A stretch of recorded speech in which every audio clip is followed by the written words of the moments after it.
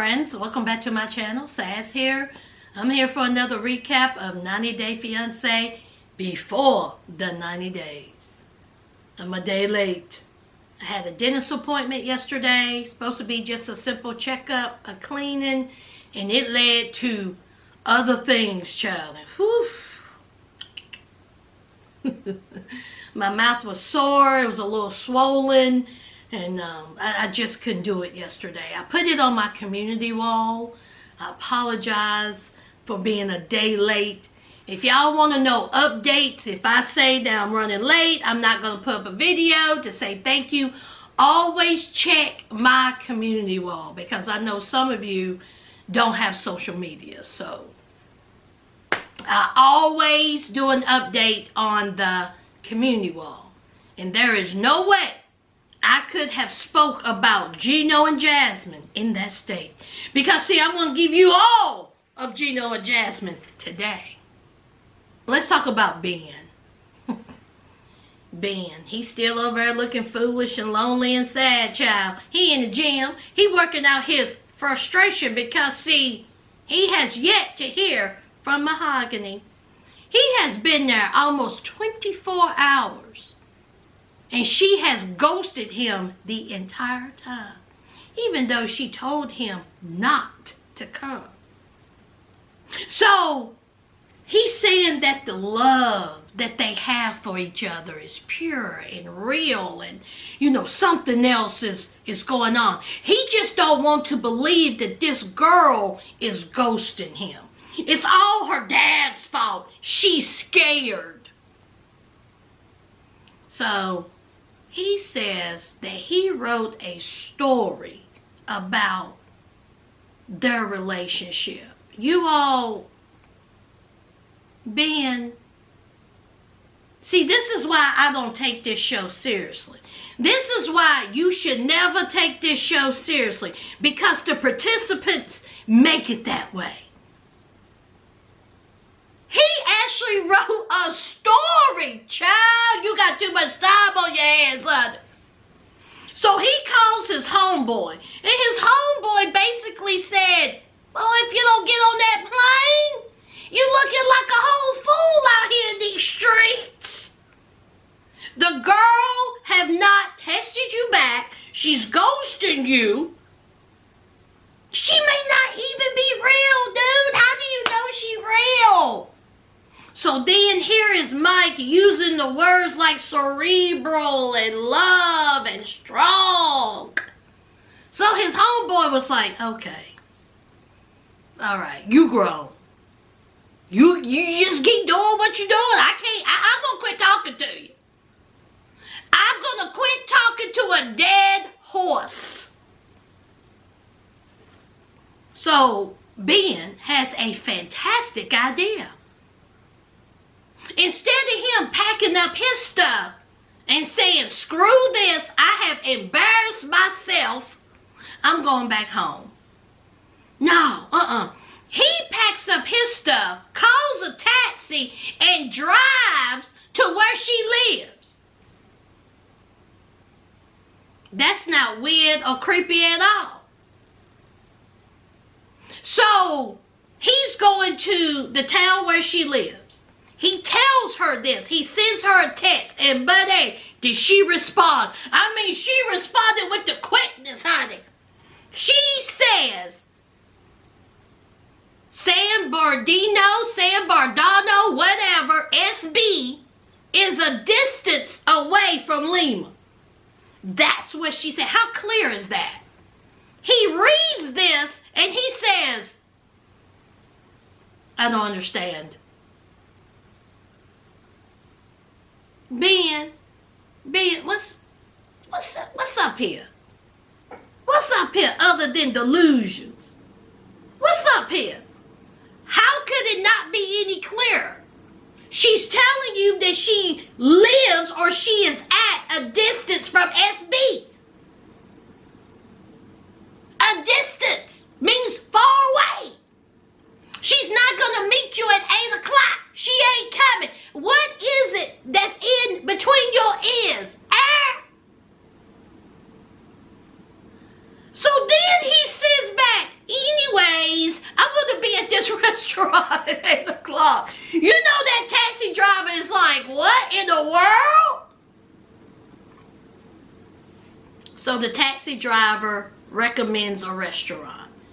Ben done took his stupid self into this restaurant. Ben, you're rude too. You couldn't order no appetizer.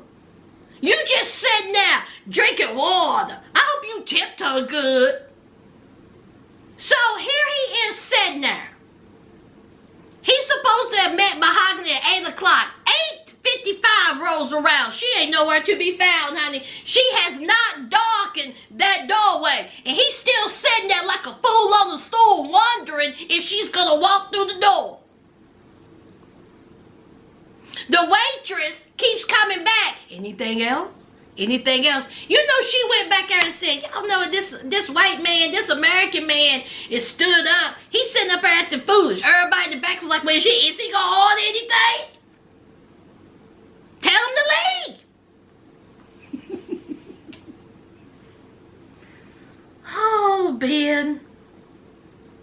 See, Ben, this is the story you need to write. This is the story that you need to write. Just embarrassing. Let's move on. About Memphis and it's the morning. Bad breath all over the place. Just breathing all up on each other. Memphis said that Hamza gave it to her pretty good. He's no longer the 2-minute man. Okay, all right, Memphis. All right. So it's time for her to go to the embassy. But see, before she could go to the embassy, she needs to talk to Hamza about something. She says, I'm hungry. I need some chicken, steak, and the seafood. So they go to the restaurant. Memphis, I don't know why you do this to yourself. Through a translator app. So Memphis says that she wants to tell Hamza that she wants a prenuptial agreement before she goes to the embassy to get papers so they could get married. She says that, you know, Hamza is a liar. And she says she don't really trust him like that. That she says that, what else is he lying about? He's lying about this, okay? He's not organized. He don't have a plan. So I just want to protect myself, my children. So every little thing I got, whatever I have, I want to make sure that if anything happens, if we get a divorce, he ain't getting nothing. Memphis, if you're saying all this and you feel that way, why rush to get married? Wait. Just wait to get married. Why rush if you already have these negative thoughts? You already want this man to sign a prenuptial agreement.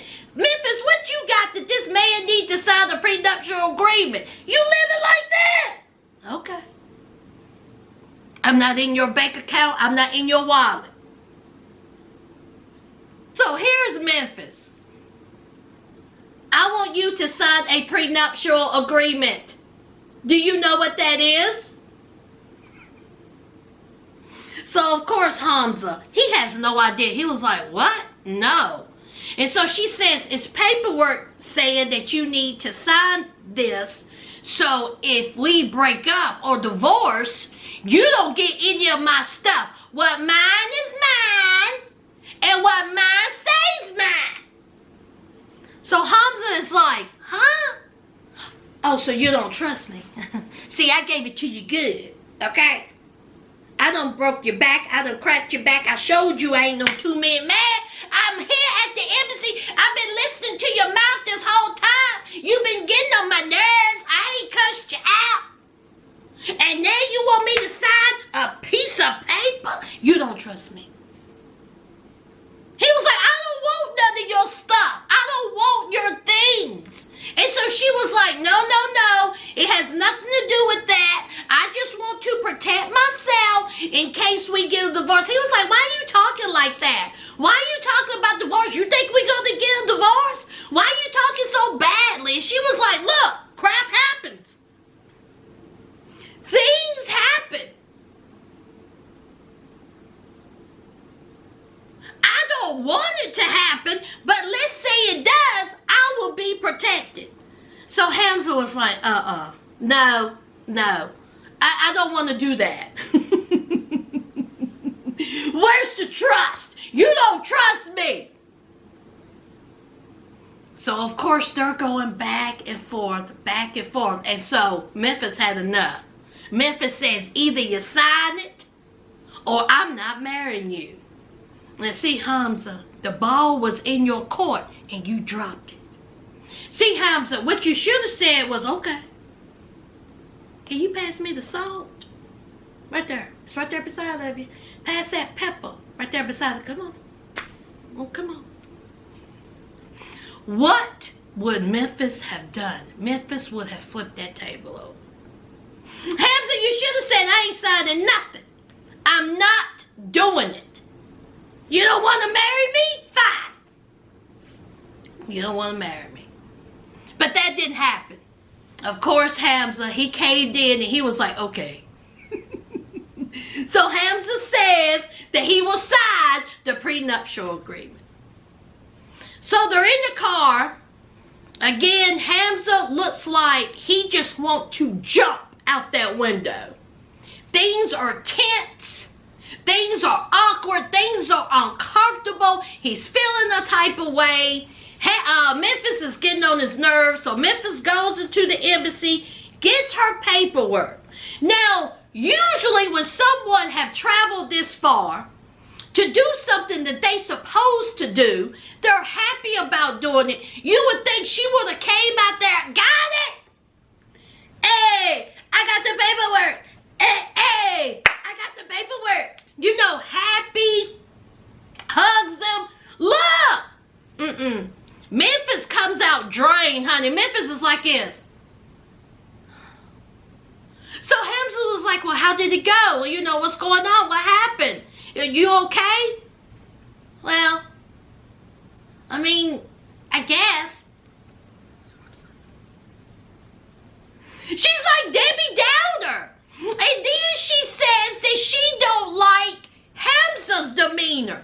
That she would have thought Hamza would have been a little bit more excited about the paperwork. How is Hamza going to be excited, Memphis, if you're not excited?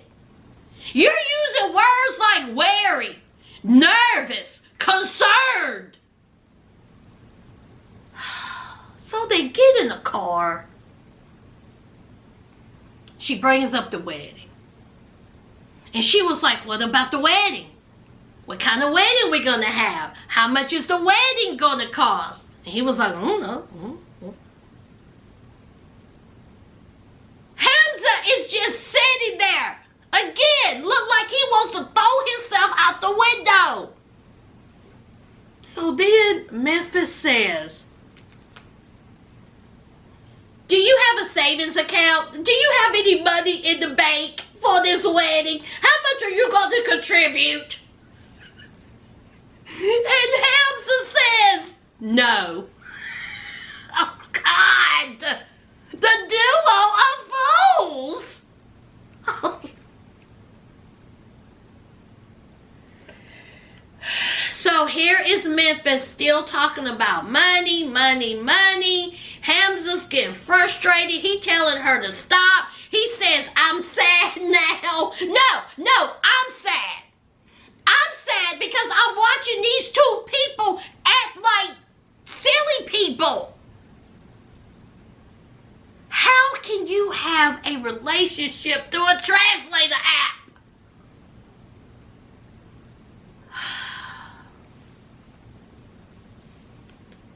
So then Memphis says, well, I just want to let you know that when we go over to the United States, and he was like, oh my God. Just a mess. These two. Oh,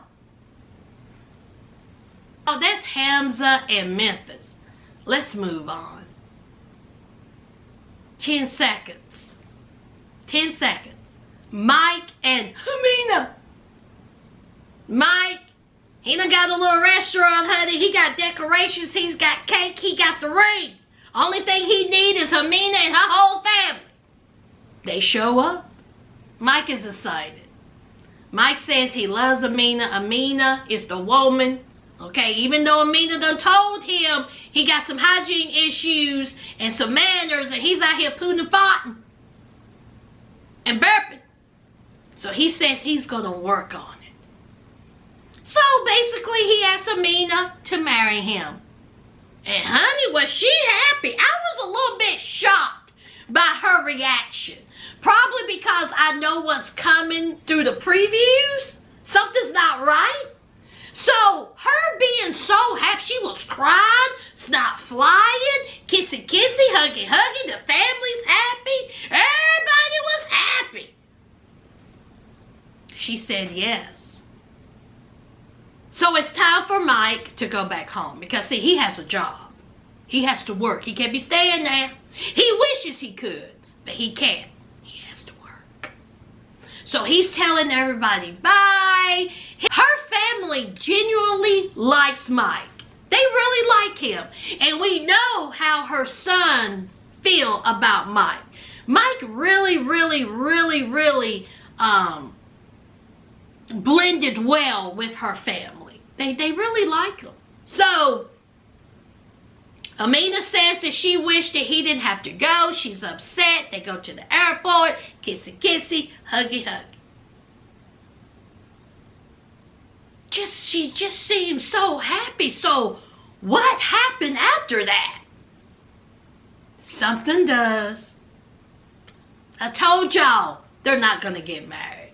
Let me not say that, Lord.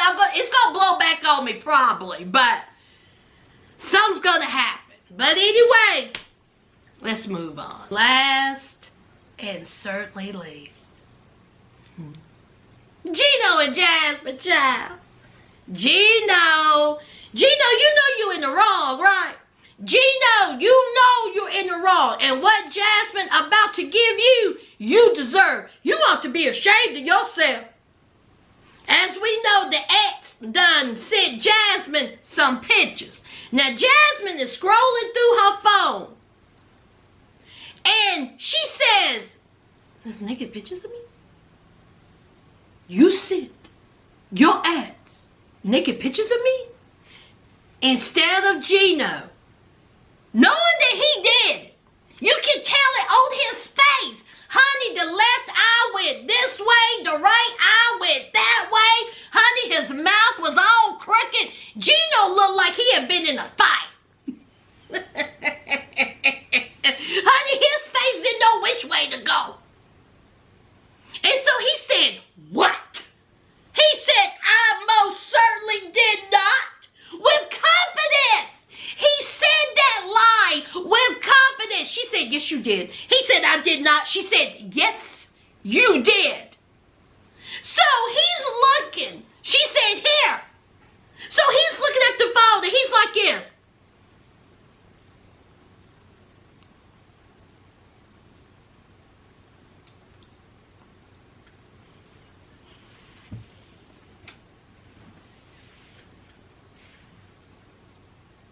And so she snatches the phone and he goes like, he jumps. I was like, Gino. So Gino comes clean after the lie. And he was like, okay, before you go nuclear, okay, calm down before. Yes, I did. Because I wanted to show my ex how beautiful you are.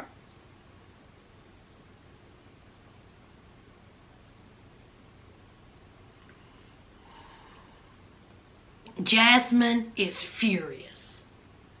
She is crying. She done got up, child. The producer showing her buttocks because she got on her little bathing suit. And she walks off. She is mad.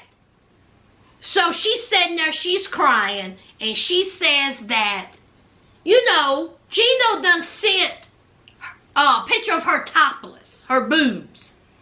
And then Gino was testing her, doing all these things while Jasmine was asleep. Gino, listen. Now you all know I'm not one for violence. Let me make that perfectly clear. I'm not one for violence. But when Jasmine got up from her chair, she should have slipped and headbutted him. That's what she should have did. Gino, you a whole clown out here. Not only did you send a picture of your current girlfriend's boobies to your ex, you were chit-chatting with her while she was asleep. You foul and grimy. Who does that? Who does that? Jasmine has every right to be upset. And she used restraint. So Gino, he says that, you know, he was sorry for what he did, but he was just showing the new girlfriend how good looking Jasmine is. That's not how you do it. Show a picture of her face, not a tits, you imbecile. You walking around here looking like a whole fool with hygiene issues, and you gonna send a picture of your current girlfriend's boobies to your ex? I would slap the dog shit out you, you dumbass. You a fool. So, Jasmine done had enough. Gino sitting on the bed still twitching. Jasmine said, I done had enough. I've had enough of you. How could you do this? Shut the F up. She's packing her stuff. Her hat's still on. She goes into the bathroom. She takes that raggedy toothbrush, throws it out the door. Gino said, what did you throw? She said, garbage. I threw out garbage. And she said, how can you do this to me? How can you do this to me? Why did you do that, Gino? Why did you do that? You lied. You sent her a picture of my boobies. Shut the F up. Jasmine going off. So then, after she is giving him a tongue lashing from hell. So then, Jasmine brings up sugar babies. I said sugar babies. The delicious candy that you get at movie theaters? What did they do to anybody? She said, and what about these sugar babies? You're a loser. You're a depressed old man from Michigan. You're paying women to go on dates $250? You're a loser. So I'm like, what's a sugar baby? What's going on here? So when she said those fatal words, sugar babies, y'all see Gino's face? Honey, Gino looked like he could have collapsed. And we know the TLC producer shady as F. Honey, they zoomed in on his face. This is what Gino said, according to Gino. That a couple of years ago, that he went on a date with some women that he paid for. So the producer says, oh no, that don't sound right. Did you pay for the date or did you pay for them? So here's Gino still twitching. Them. So you paid women to go on a date with you. That's real sad, Gino. Real sad. But he said that he was looking for a long, serious relationship. By paying women to go on a date with you? Honey, they didn't want you. They wanted your money. You're a whole fool. Oh my God. So Jasmine is still in the room like a tornado. She is packing things. She is screaming at him. Honey, she's cried. And then Gino says, well, if you're not going to have a peaceful conversation, I said, Gino, why did you say that? Honey, she went ballistic. Wow. How dare you? Look at what you did. Look at what you did to me. Look at how you treated me. Honey, she done told him to shut the F up so many times. Jasmine said it's over. Jasmine says, I don't ever want to see you again. I don't ever want to talk to you again. It's done. And so here's Gino. Okay, he did not know what to say. And what about Jasmine? Jasmine said, you had all this. Look at me. Look at me. And I'm looking at you. Look at me. How could you do this to me, Gino? How could you do this to me?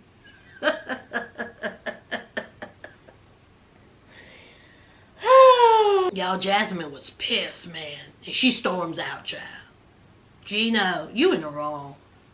You are so in the wrong. You had no business doing that.